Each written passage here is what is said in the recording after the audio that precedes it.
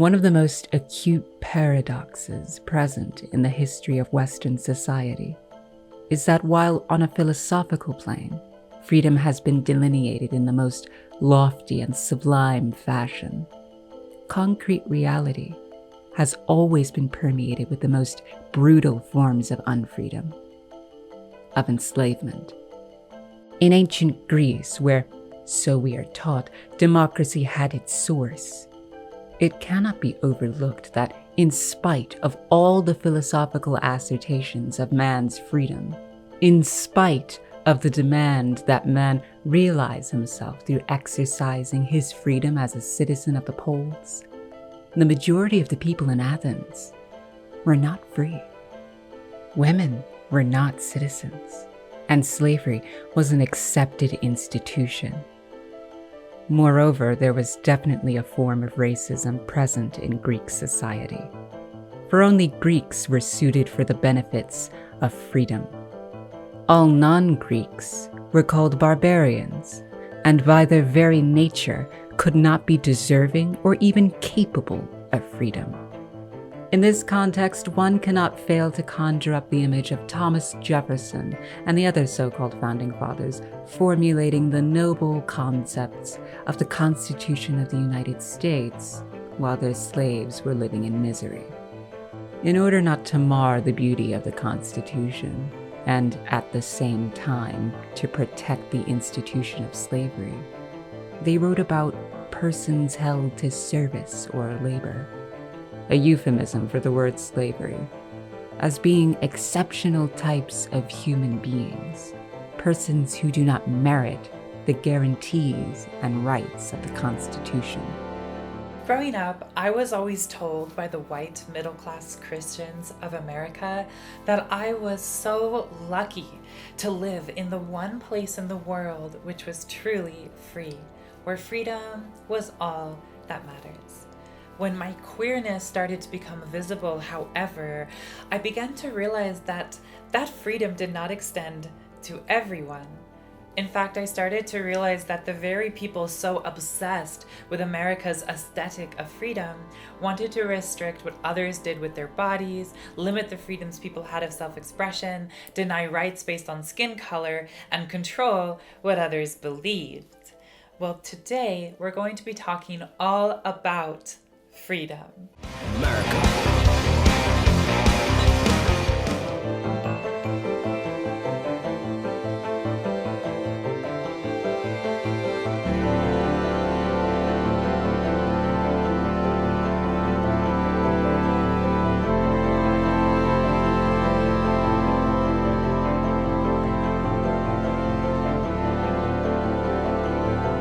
The first condition of freedom is the open act of resistance.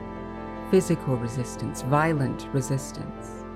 In that act of resistance, the rudiments of freedom are already present. And the violent retaliation signifies much more than the physical act. It is refusal not only to submit to the flogging, but refusal to accept the definitions of the slave master. It is implicitly a rejection of the institution of slavery, its standards, its morality, a microcosmic effort towards liberation. These are the words of Angela Davis, a leftist activist and academic who was involved with the Black Panthers, was fired as a teacher by Ronald Reagan for being a communist, and has devoted a lot of her life's work to prison abolition.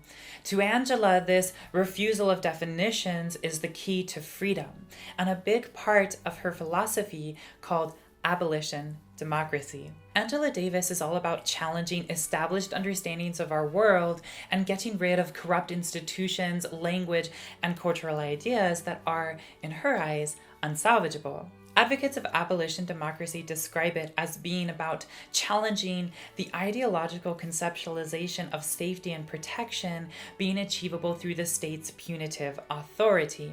There are more people working as literal slaves in the prison industrial complex in America today than were ever enslaved before in America's history. So Angela says, let's throw the whole thing out and start over. But her vision of a world with no prisons is often touted as an unachievable, idyllic utopia, like just ideas, not something really realistic. So we're going to attempt to answer that question in this video. But first, we need to start with the theory.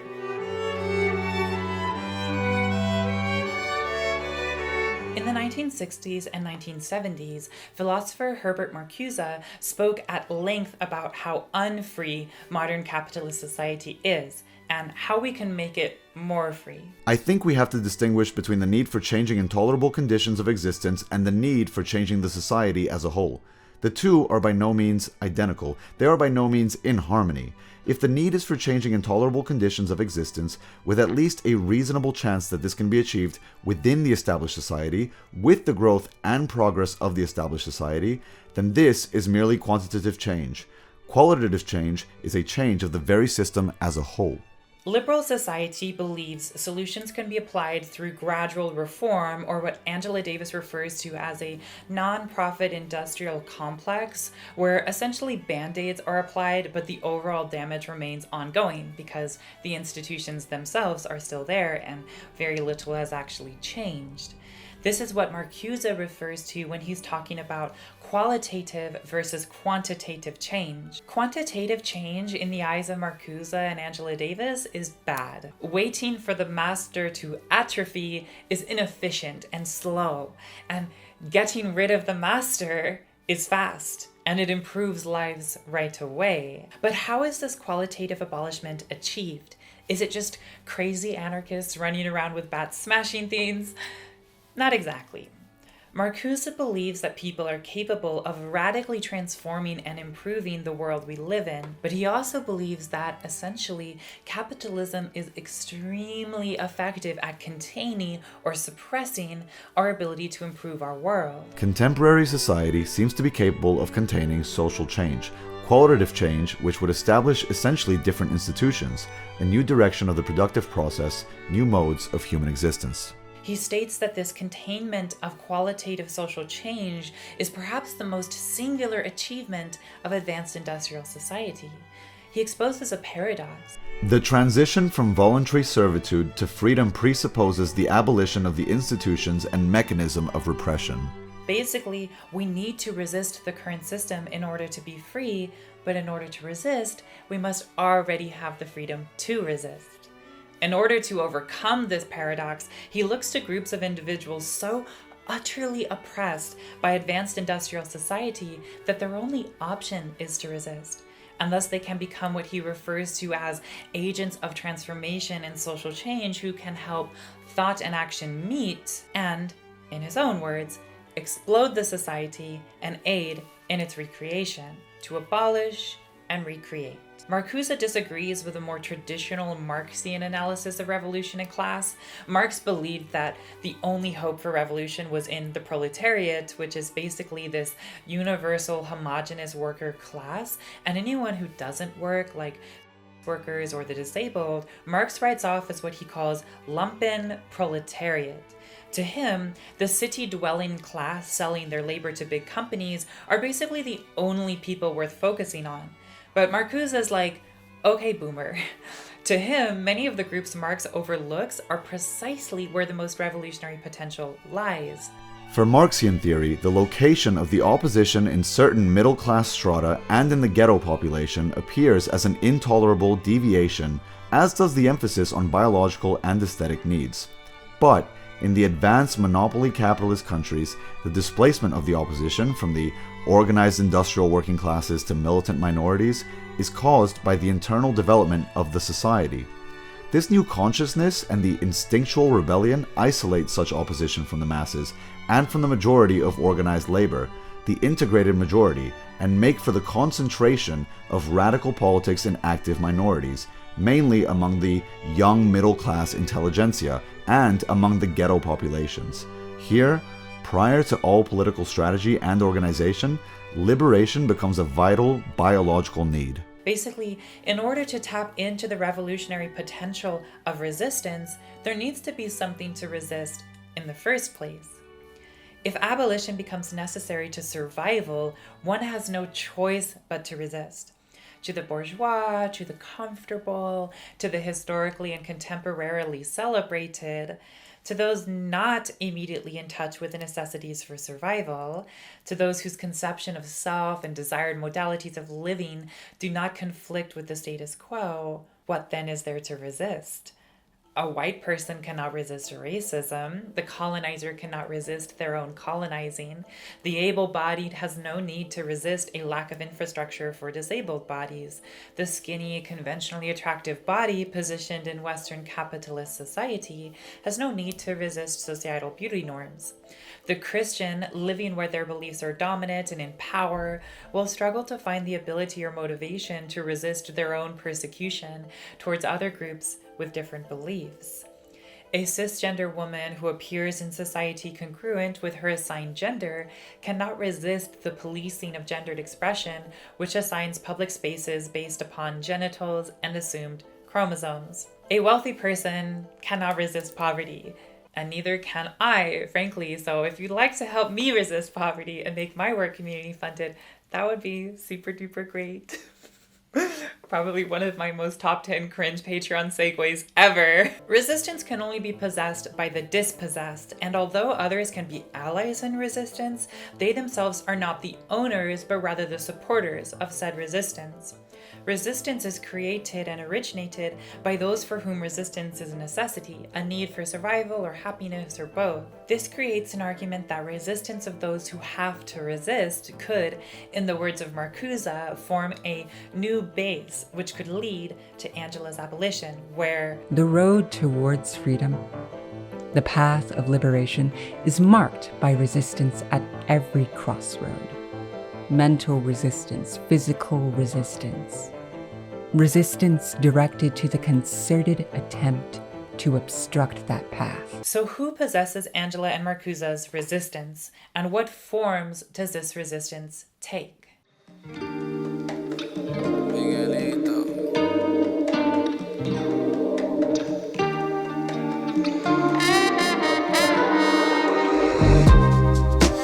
Luna de noche, canto por ti.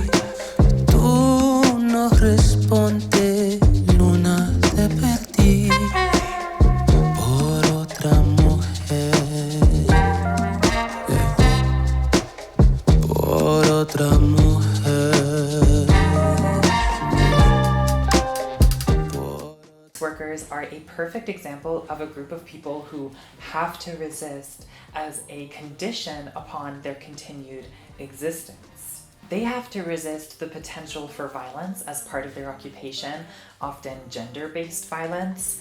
They have to resist the state, which often criminalizes work. They have to resist their own community, who are often motivated by religion to stigmatize work and ostracize workers. And yet, in a Marxian analysis, workers are not factory workers living in cities who sell their labor to big companies, so they hold no revolutionary purpose. But to Davis and Marcuse, however, the worker is perhaps the most revolutionary, precisely because of all that they must resist as a condition upon survival. Until the prison industrial complex is abolished, and until the societal stigma surrounding sex work is abolished, and until the gender violence which often accompanies sex work is abolished, and until both the need to resort to sex work as a necessity for survival and also the societal need to control the sexual agency of those who engage in work not out of a need for survival is abolished, the sex worker resists. The resistance of the sex worker is psychical, and it is physical, and it is political. I haven't really talked about this before, ever, because I am frankly terrified of this societal stigma and community ostracization, but I have done sex work. Not a lot, and never as like a full-time job, but there was a period where I engaged with a small amount of cam work, and early in my transition, I did some escorting. A lot of trans feminine persons like myself turn to sex work to finance their transitions in a world where transition is unbelievably expensive. It's hard because on one hand, the world tells you that you need to fully pass as a cisgender woman in society to be worthy of respect and safety and opportunity. But in order to fully pass, oftentimes, unless you have the right genes and you transition early in life, you have to have exorbitant amounts of money to reverse testosterone puberty, the kind of funds that are hard, if not impossible, to obtain if you're working class.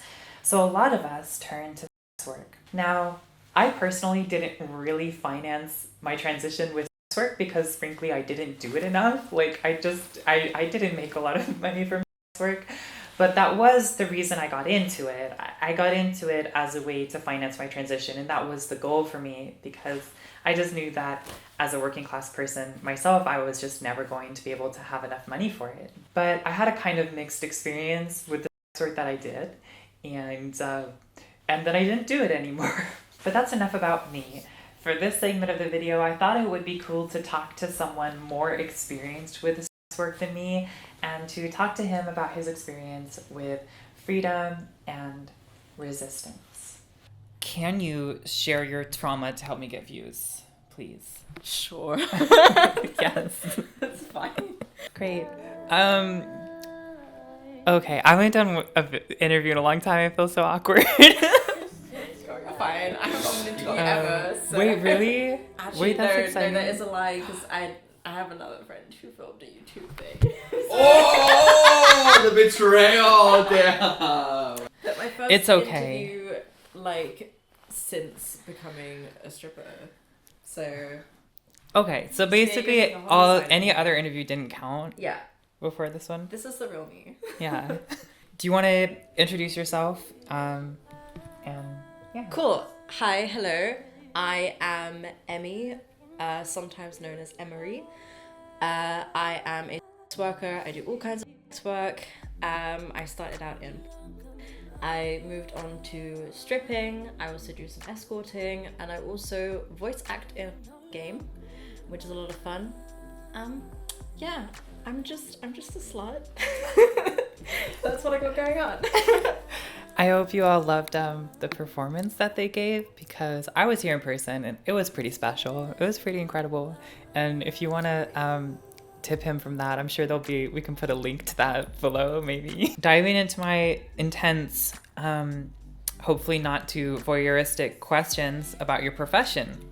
How do you feel about negative stigma around work? Like, how does it impact your life? And that's kind of a very vague, broad question. I find it honestly to be so hypocritical because the world loves workers.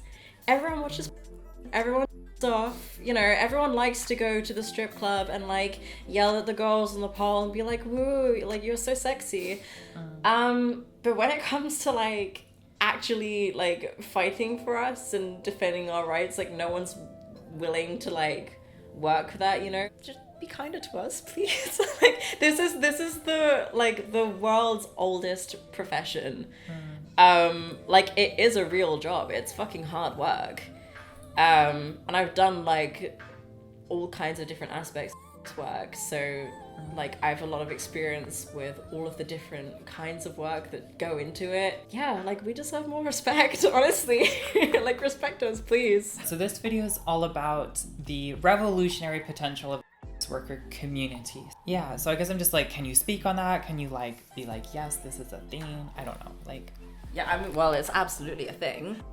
We fight for other people and we fight for ourselves because we know just how hard it is. We do face a lot of legal challenges. Also, if you're an escort, you can't work with other escorts. You can't team up for your own safety.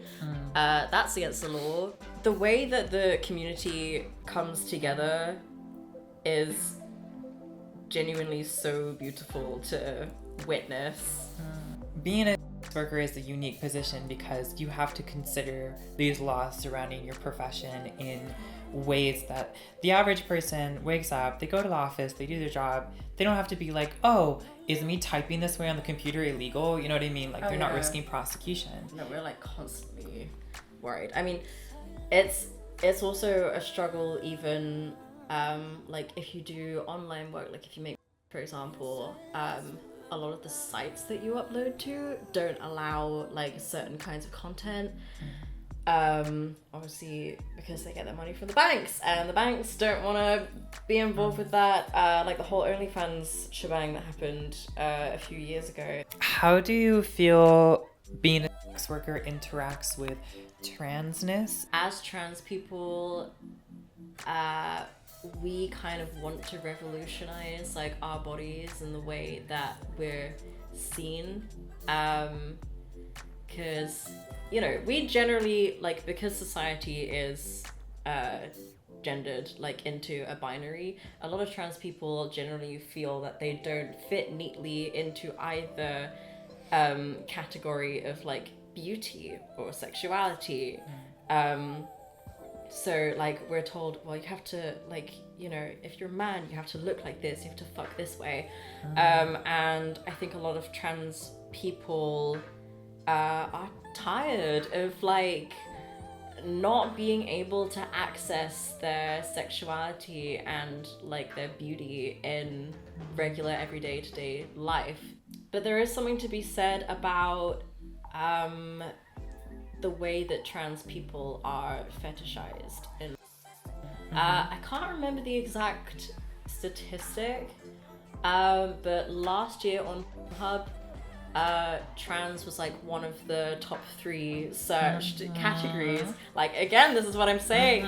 People love us. People love to, you know, a trans person, but when it comes to defending our rights, it's a different story, you know? Right. We're seen as sex objects.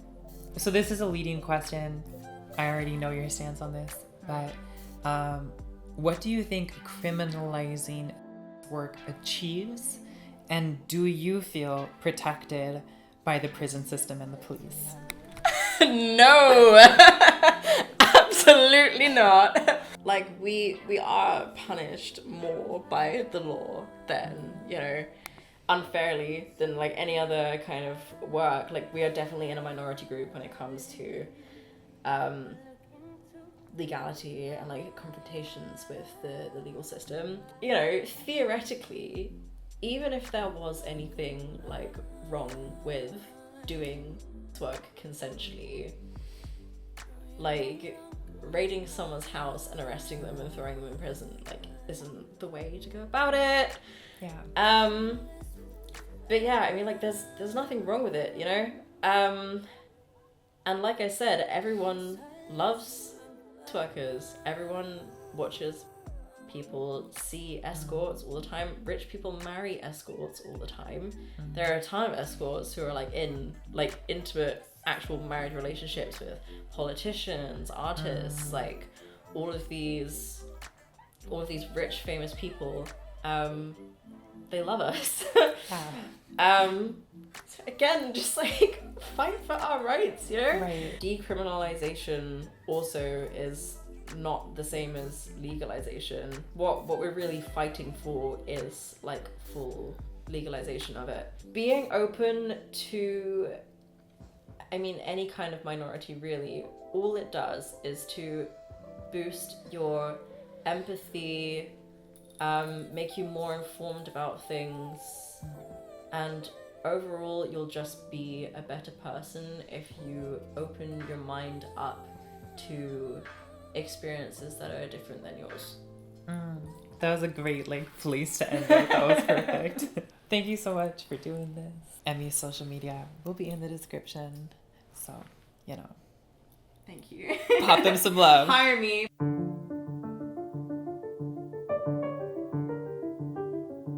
The site of the jail or prison is not only material and objective, but it's ideological and psychic as well.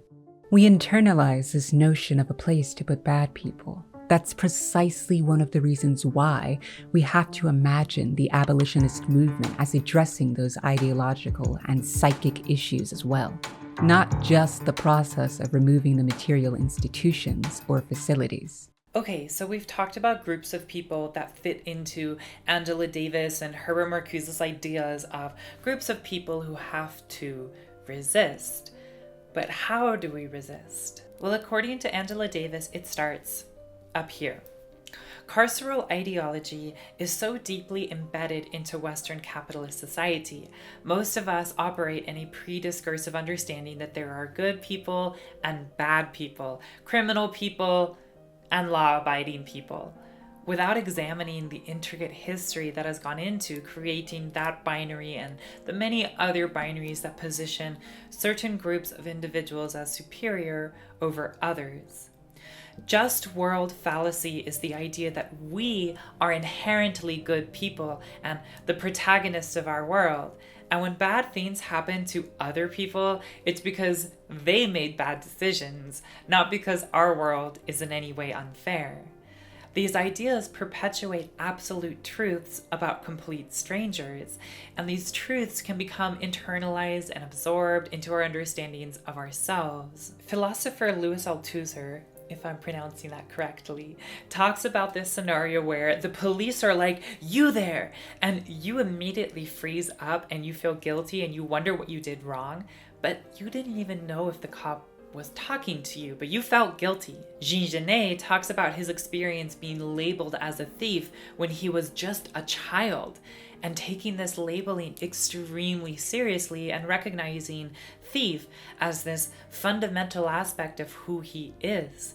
He was called a thief, therefore he was a thief, and he did indeed become a thief.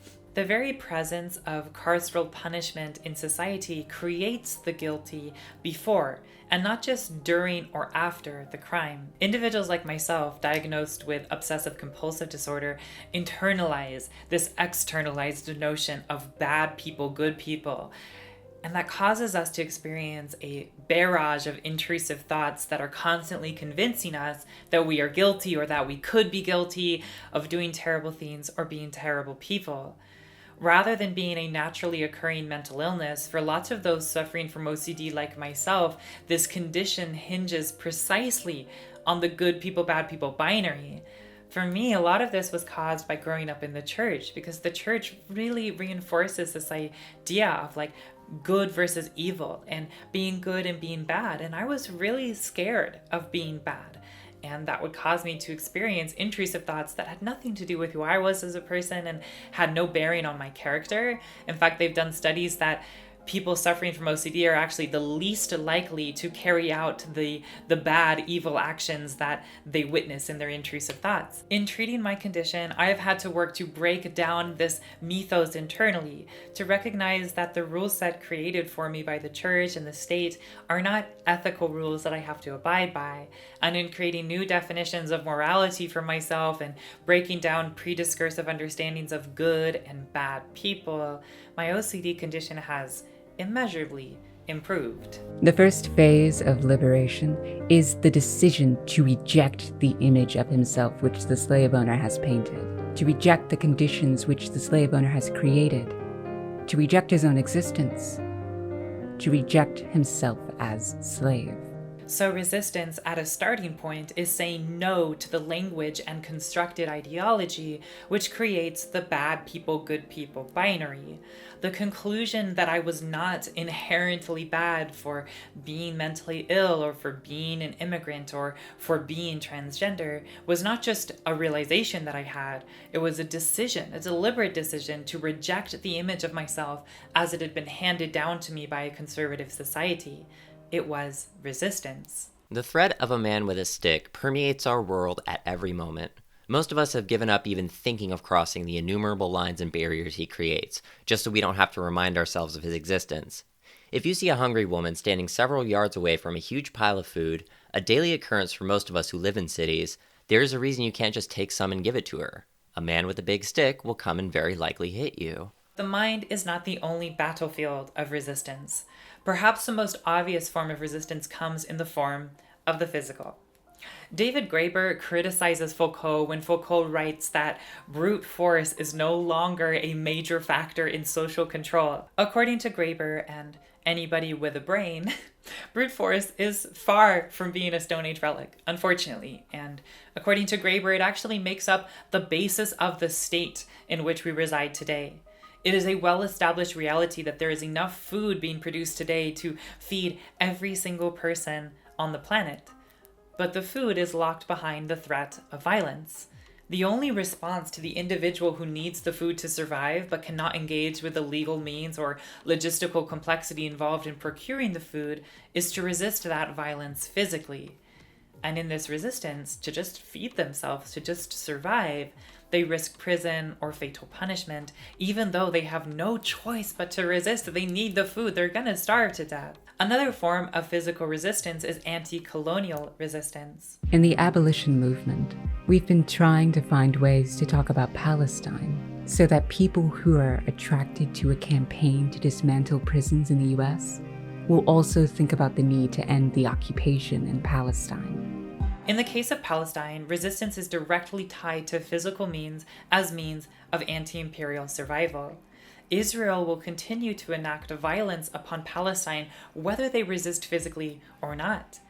So although resistance risks death, death will be enacted whether resistance is done or not, which increases the incentivization for physical resistance. And in this physical resistance, Palestinians have exposed deep contradictions in the Western capitalist episteme of freedom and democracy. Palestine is literally an entire living, breathing, carceral state where Gaza and the West Bank are completely locked in by Israel, who continually inflicts extreme violence upon the imprisoned who are engaged with as subhuman. Gender violence, too, is enacted against Palestinian women in the same way that carceral violence towards women abounds, mimicking the violence of an abusive relationship. These reconceptualizations of safety require understanding that the pretext of ending gender violence allows the state to determine the nature of the problem, to decide on reasonable solutions, and to categorize people as either deserving to be free from injury or not. These are the same tactics that people who cause harm in intimate relationships use. Arbitrary authority, attribution of blame to justify punishment, and expulsion of those who are objectionable, threatening, or obsolete. All of these tactics can be observed in Israel's treatment of Palestine. They decide whether Palestinians can leave Gaza, whether they can live, where they can live, whether they get access to aid or not. Although the actions of Hamas in the October 2023 attacks were abhorrent, Israel has still responded to those attacks by branding the entire Palestinian people as criminal through an extremely effective propaganda campaign. When I wrote my script for this video, the death count of Palestinians was at 33,942. However, I have just checked for an updated count, and this count is now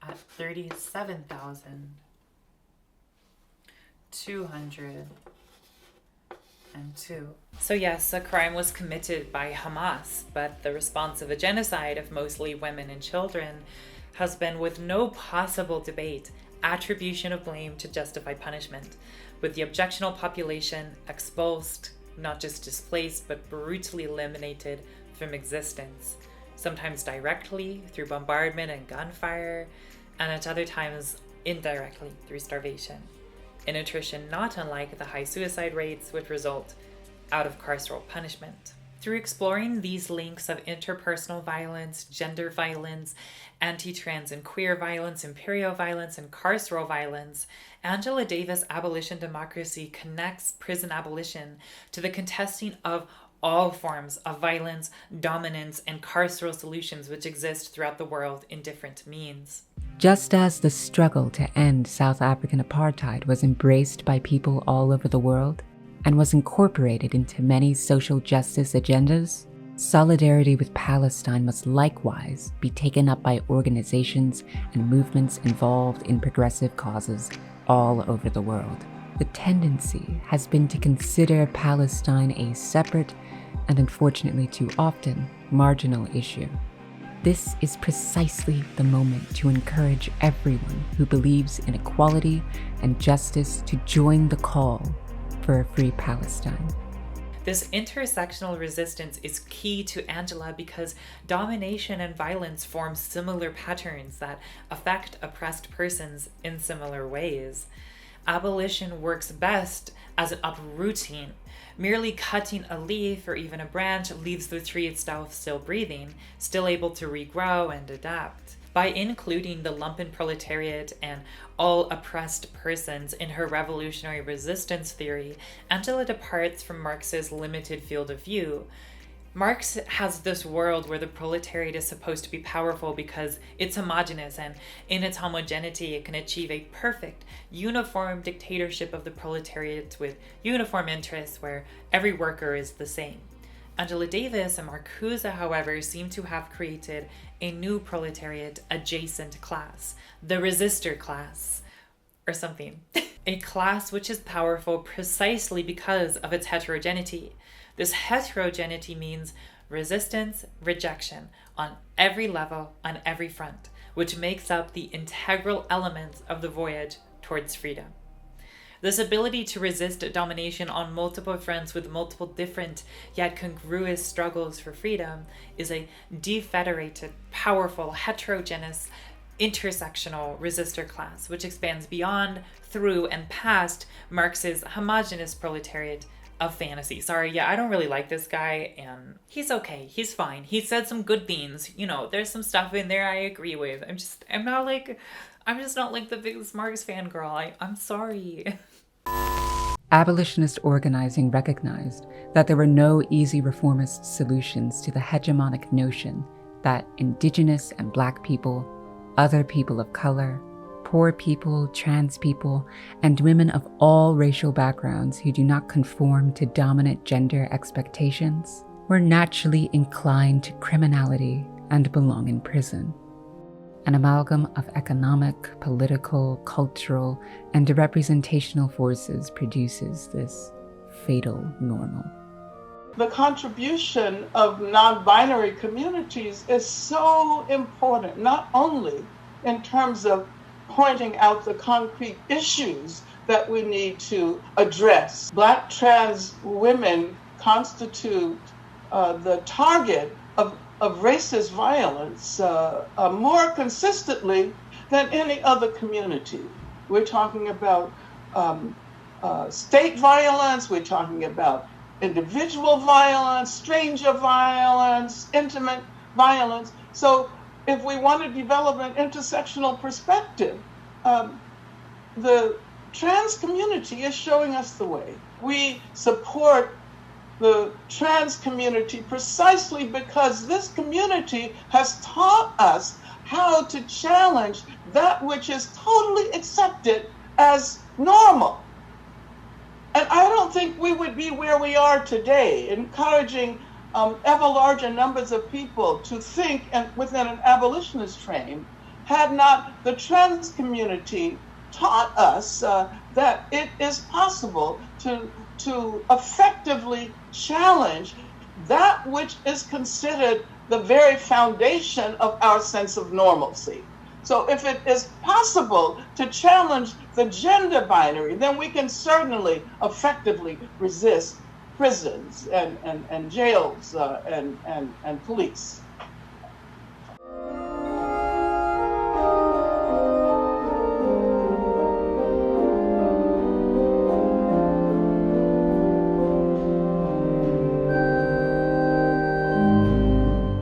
Abolition Feminism Now talks a lot about gender violence and its relationship with the prison industrial complex. Now, I don't need to say it on this channel, but gender's a little bit of a sensitive topic these days.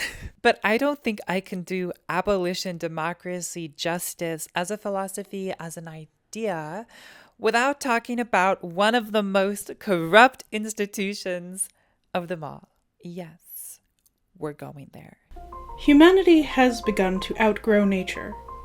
We can no longer justify the maintenance of a discriminatory sex class system on the grounds of its origins in nature. Indeed, for pragmatic reasons alone, it is beginning to look as if we must get rid of it. The end goal of feminist revolution must be, unlike that of the first feminist movement, not just the elimination of male privilege, but of the sex distinction itself. Genital differences between human beings would no longer matter culturally. When leftists talk about abolishing things, the right wing love to strawman that position into an attack. If you don't know what a strawman is, it's basically when you take an argument and just distort it so utterly that it becomes a completely different argument at that point.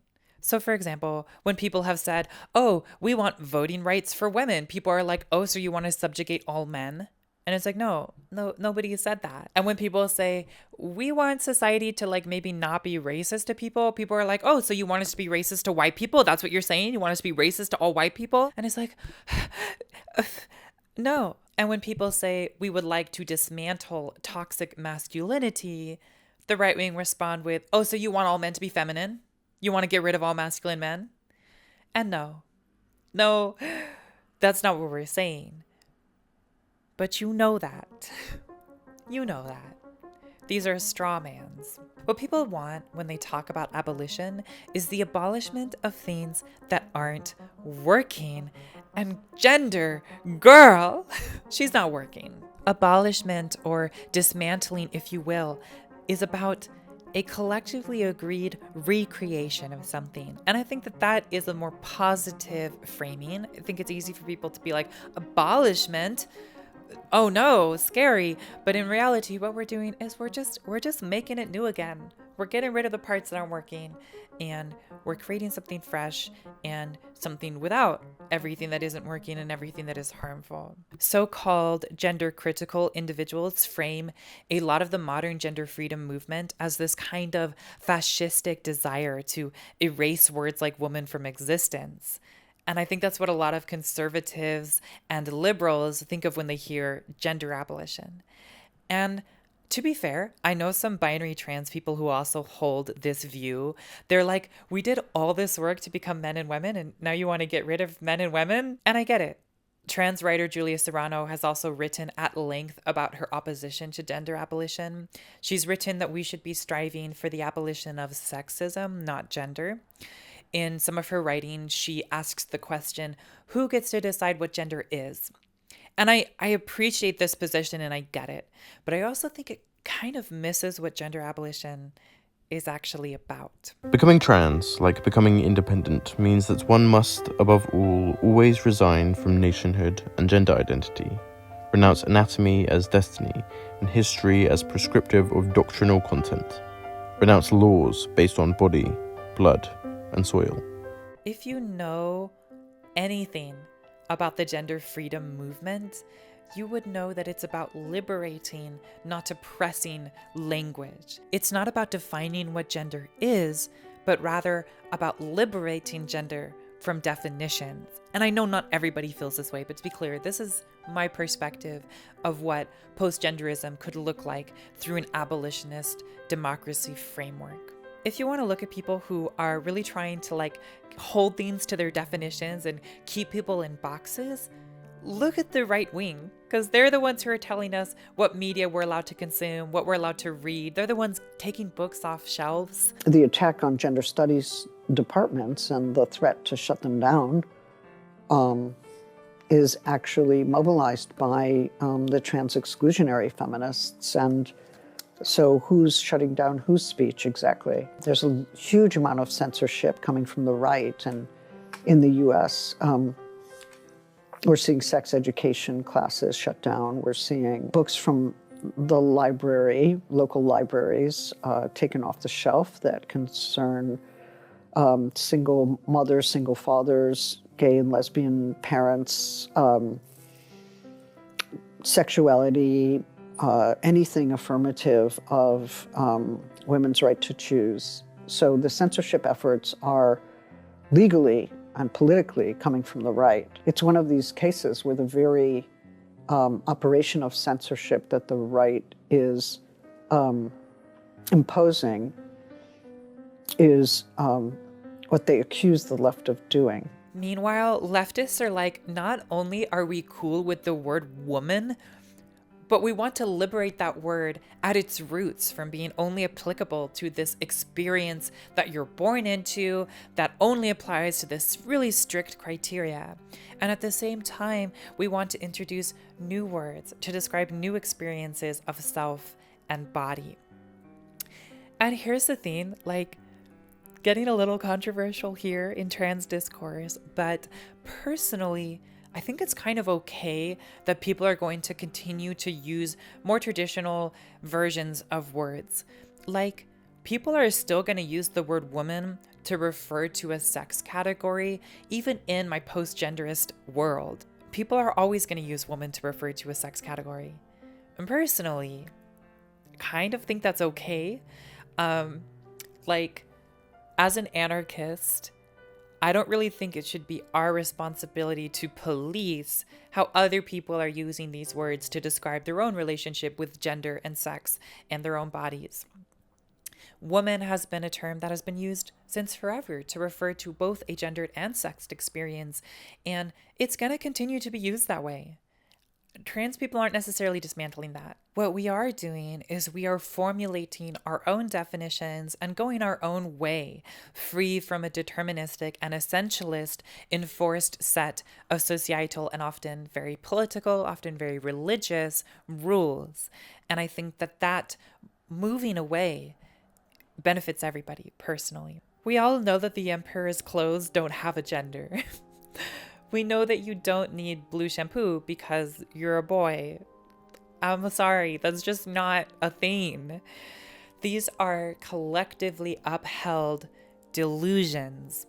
Judith Butler, in their new book, just here, they discuss how conservatives are employing gender in their own words for existing powers, states, churches, political movements to frighten people to come back into their ranks, to accept censorship, and to externalize their fear and hatred onto vulnerable communities. If you don't think that gender as an institution is being employed in society for fascistic aims, then you're not paying attention. The fact that gender is one of the main issues central to the Tories' platform in the UK right now going into the new election tells you everything that you need to know about gender's current function as a reactionary force to recruit right-wing support. Just look at the Pope referring to gender ideology being equivalent to nuclear weapons. Girl, like, nobody who wants to abolish gender wants to create some big brother regime where we pretend sex doesn't exist.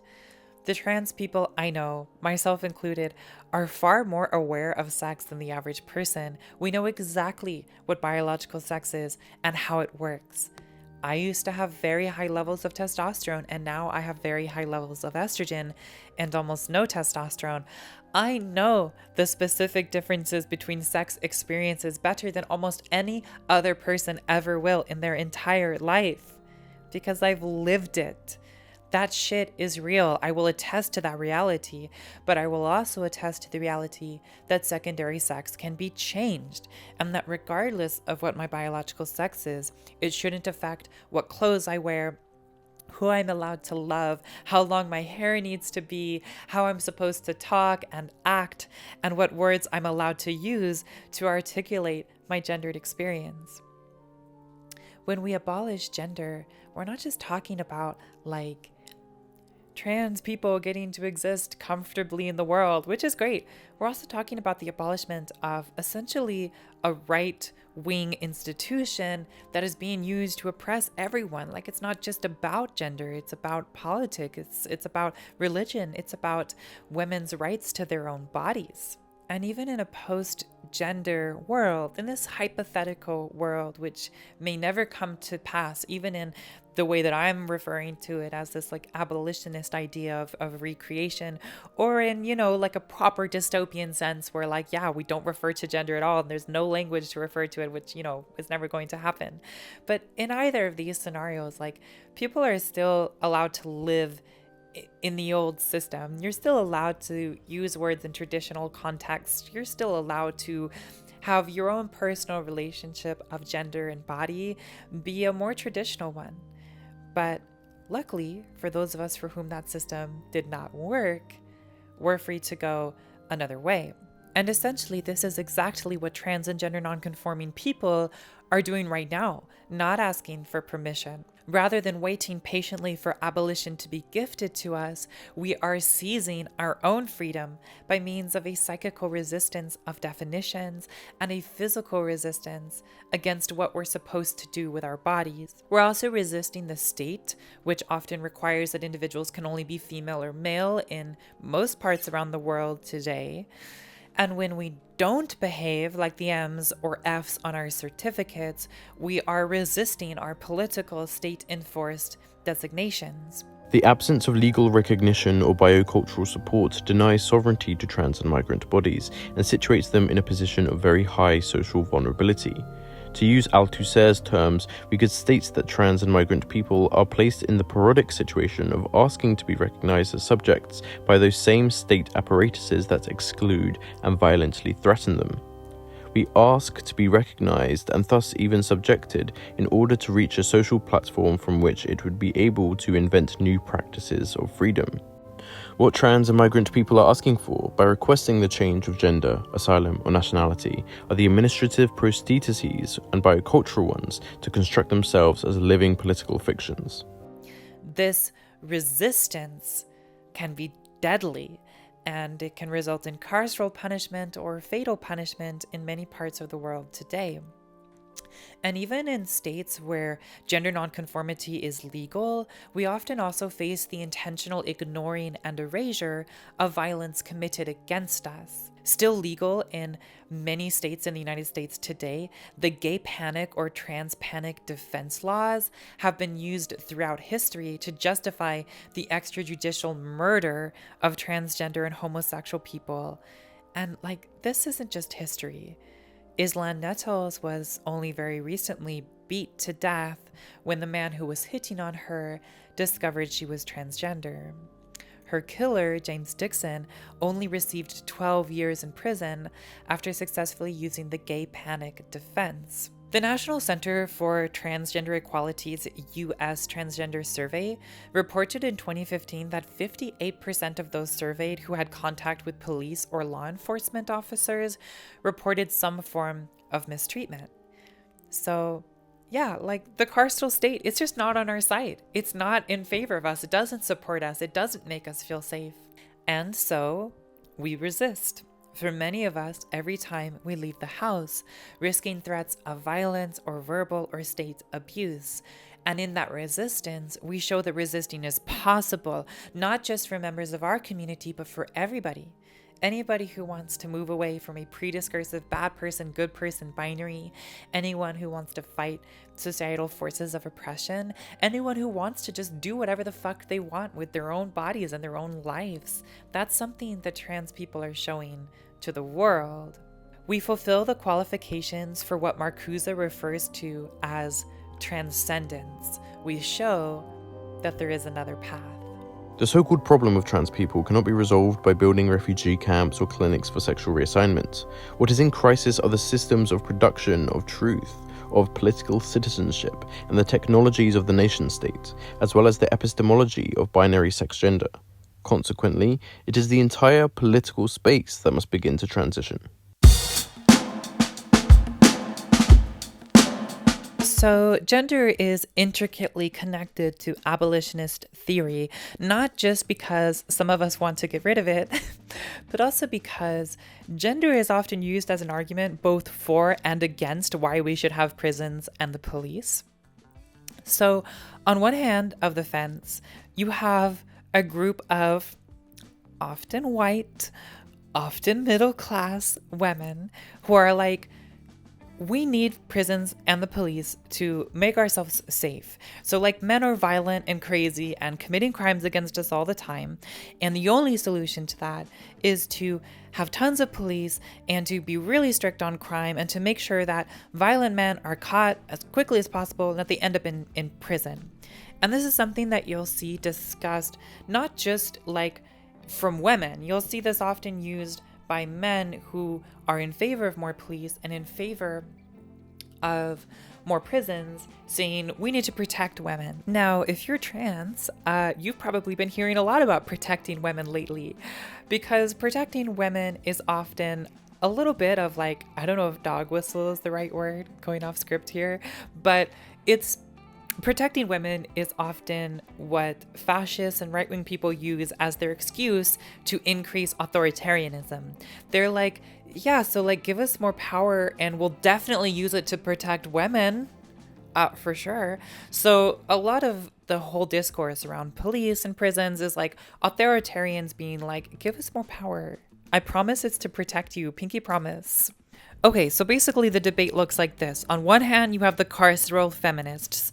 Those are the white middle class ladies saying, we need police, we need more prisons. On the other side are abolitionists like Angela, who point out that the police themselves often engage in gendered violence and assault, and how just unbelievably mistreated women are by the prison system. So they're like, the prison system and police aren't feminists. This isn't protecting us. These are, forces of oppression.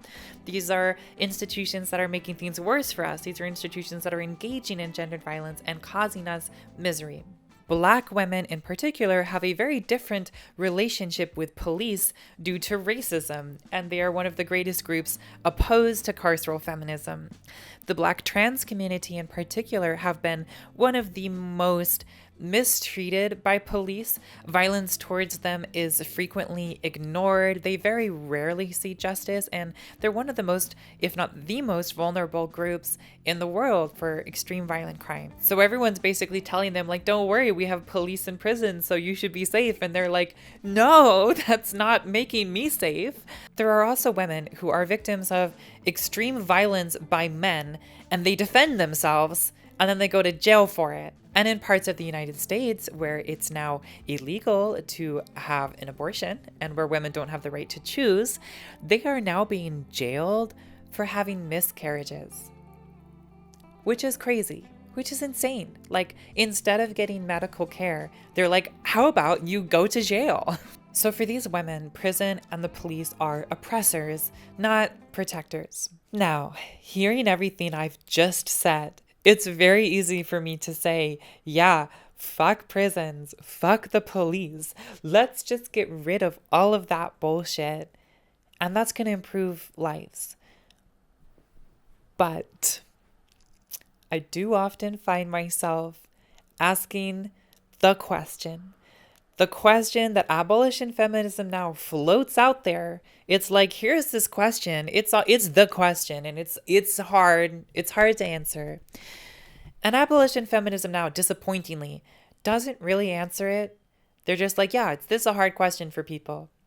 And the question is, what about the really, really bad ones? If the justice system was on my side, it's not, because I'm trans. There's a part of me that would love to see James Dixon in prison for life.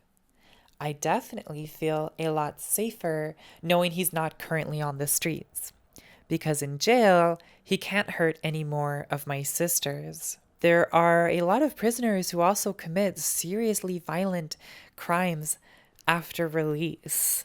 In 2012, Gillian Meeker, a 29-year-old Irish woman living in Australia, was and murdered by Adrian Bailey, a repeat sex offender on parole. In the case of the Fishmongers Hall stabbings, Streatham Rampage, and HMP Whitemore attacks, these were all committed by former offenders released from prison. The 2020 Reading murders were committed just days after a radicalized violent prisoner was released from jail. This is something that I think abolitionists could do better addressing. Like, to be clear, I'm still totally in favor of prison abolition. I think we should replace prisons with a better system. The prison industrial complex is a disgusting force in the world right now. But when we talk about replacing prison abolition with a better system, I think we need to talk a little bit more about what that system will be. I hear fellow abolitionists talk about mental health services and community funding and stuff like that. And I'm like, great. I love mental health services. I love community services. I love addressing class disparities. But I need to not be living in the same community as James Dixon. Like right now, point blank, as a woman in the world, I cannot be sharing streets with that man. Now, some abolitionists argue for what's referred to as state of nature solutions. And this looks something like banishing people or isolating people from the community when they're violent.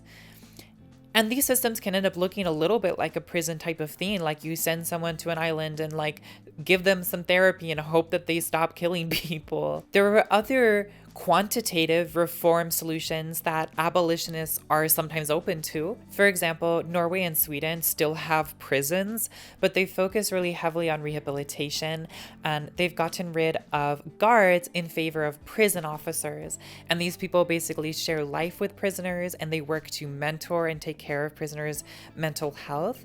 And recidivism there, or committing crimes after release from prison, is less than half what it is in the UK and the US.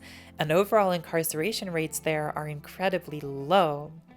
These are quantitative changes. They're not qualitative. These are reforms, but they are reforms that have improved lives and been effective.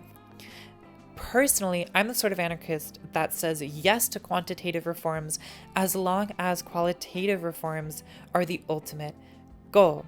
These are difficult philosophical questions to grapple with, and I don't have all the answers. I'm not sure abolition democracy as a theory has all the answers. I definitely know that we should not be using protecting women as an excuse for continuing a harmful system, especially when that system is so harmful to women. And I think that protecting women in general is such a dangerous premise. So I think the carceral feminists are obviously very wrong on this. Apparently, me just existing and being myself is something that is seen as a threat to women, and that is stupid, and it's also really fucking scary. The laws of our society do not dictate what is moral. There was a period in time in the United States where it was illegal to be ugly in public, and there have been many times in history recently and in many parts of the world currently today where it's been illegal for me to just exist.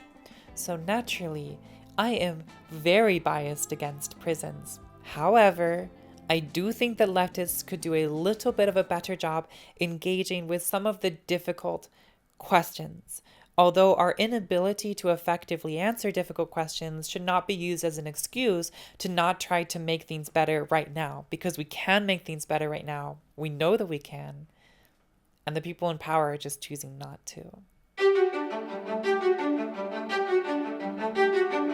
Okay, so I've spoken very positively about Angela Davis's ideas in this video, and I'm not going to pretend that I'm not a fan or that this is some unbiased exploration of her ideas. That said, her theories of resistance and abolition democracy are not immune to scrutiny and critique, as I've already touched on in part 4. Resistance, as nestled within an abolition democracy framework, implies a positive or good response to a negative or bad hierarchy/institution/force. This ethical framing seems, at least from a modern leftist perspective, to be very functional and justified. The disempowered resist the carceral state, the minority resist the fascism of common sense, which dictates who and how they are allowed to be. The poor resist the rule set of the rich, the women resist the violence of the men, the peaceful resist the violent. These positionings are relatively easy to place in an ethical framing, but there are other dichotomies of resistance that may be a little bit more difficult, and it is important to observe and potentially even argue for some soft departures from the resistance abolition philosophical episteme as a holistic, unproblematic good. Oh boy, this was part of an essay for school, for university. So I have that the philosophy language, the essay language really left out there, and I apologize. But this paper got a first, so she did something right. Hopefully it translates well to a video. Okay, so for one thing, resistance can be taken to extremes in its poorly defined state. The resistance of compulsory heterosexuality, for example, is something mentioned in Abolition Feminism now, and it's a growing leftist and feminist and queer movement, and it originates from something super incredibly positive, which is this maneuvering away from an enforced rule set that does so many of us a lot of harm. But then there are also radical feminists like Sheila Jeffreys who interpret resistance as a complete rejection of all heterosexuality and every single individual who is assigned male at birth. They are all inherently the oppressor class, and anybody who engages in happy heterosexual relationships or even penetrative sex is engaging in oppression in need of abolition. And like, girl, no. This is similar to something I've talked about before on this channel called subversivism, which is a term coined by Julia Serrano to refer to the tendency in the queer minority culture to discriminate, reject, and look down upon any individuals exhibiting any sorts of heterosexual or normative expressions, aesthetics, or relationship styles. And this is something I have experienced myself as a queer person in queer circles, where resistance is taken to such extremes that sometimes I feel I must resist the resistance of queer individuals who look down upon me for being a woman dating a man. The problem here seems to be a conflation with the methodology of resistance and the destination or goals of abolition. The methodology of resisting compulsory heterosexuality may and probably should and does involve its disavowal, but the achievement of abolition needs to ensure that the abolished institutions or rule sets or cultures are not replaced with new hierarchies that have new needs for resisting, once again, in new directions. Resistance may very well engage with violence and disavowal of established institutions and normalities, but that does not mean, however painful and difficult it is for those victims of the institutions and normalities in question, that those who benefited from the old system and institutions should be like automatically considered criminal just through association or even like aesthetic reference to, if that makes sense. Because otherwise we just end up creating new carceral systems in different directions in the new growth post-abolition utopia. Girl, shut the fuck up. She's a video essayist, y'all. The course the revolution was to take, even while Mary Wollstonecraft lived in Paris, modified her optimism about the ease with which human civilizations could undergo important changes. She was at first disappointed and then deeply disturbed that the French people, newly released from tyranny, failed to emerge virtuous. Writing to Johnson in London, shocked that so many men and women had been guillotined merely because they were, in name, noble, Wollstonecraft worried about human perfectibility being vulnerable to human viciousness. Now let's assume for a moment that resistance topples that which is being resisted and proves itself the successful route to abolition. Does the world we inhabit after resemble utopia? Is abolition democracy a utopic ideal, and it exists beyond the realm of any real world manifestation potential? I do think that a society without prisons is a realistic future possibility, but in a transformed society. One in which people's needs, not profits, constitute the driving force. At the same time, prison abolition appears as a utopian idea precisely because the prison and its bolstering ideologies are so deeply rooted in our contemporary world. It is only a matter of time before people begin to realize that the prison is a false solution. Abolitionist advocacy can and should occur in relation to demands for quality education, for anti-racist job strategies, for free healthcare, and within other progressive movements. It can help promote an anti-capitalist critique and movements towards socialism. Having been involved in leftist discourse for some time, unfortunately, I've observed utopia labeling to become its very own logical fallacy, It's basically the dismissal of an argument or an idea on the basis that it's implausible or impossible to implement. And that's a means of not having to engage with the ideas themselves. This is by far one of my least favorite logical fallacies there is, and it just drives me crazy because it's so cheap. You can't just be presented with like all these ways to make the world better and just be like, nuh-uh.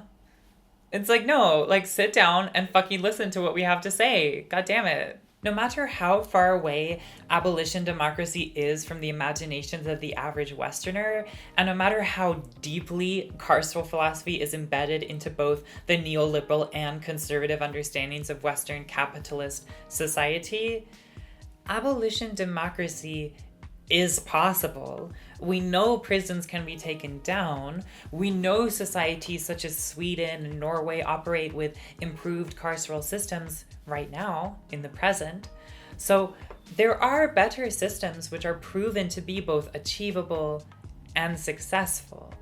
We can ask whether resistance is the path towards abolition democracy or whether abolition democracy should be a societal goal, but dodging the question as something utopic and thus not worth discussing at all is lazy at best and actively fascistic and oppressive at worst, invoking the mythos of common sense to avoid stretching the imagination towards a better world. The freedom of the imagination is thus restrained by the order of the sensibility, not only by its pure forms, space and time, but also by its empirical content, which, as the object world to be transcended, remains a determining factor in the transcendence. Whatever beautiful or sublime, pleasurable or terrifying forms of reality the imagination may project, they are derived from sensuous experience. Envisioning a new, better world is a difficult task, and resistance is a difficulty. It would be easier to not resist, and it would be easier not to imagine. But there are many of us who have no choice whether to resist, and so in turn have no choice but to imagine. Optimism is an absolute necessity. Even if it's only optimism of the will, as Gramsci said, and pessimism of the intellect. What has kept me going has been the development of new modes of community. I don't know whether I would have survived had not movements survived, had not communities of resistance, communities of struggle. So, whatever I'm doing, I always feel myself directly connected to those communities. And I think that this is an era where we have to encourage that sense of community, particularly at a time when neoliberalism attempts to force people to think of themselves only in individual terms and not in collective terms. It is in collectives that we find reservoirs of hope and optimism. It's in this way that Davis optimistically points us towards heterogeneity and community, towards resistance, towards the diverse resistor class in its aims of abolition, and the hope that we, as those who have no choice but to resist, can transcend us all towards something better.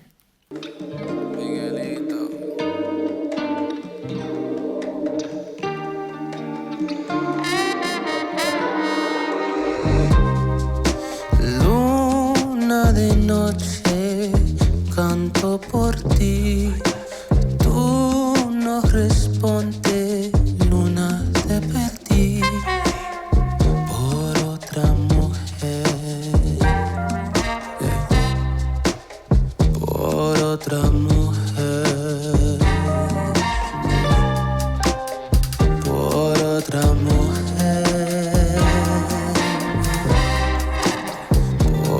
Otra mujer, todas mis culpas y todos mis delitos, no quiero aceptar que todo acabará. Por otra mujer, fallaste. Por otra mujer.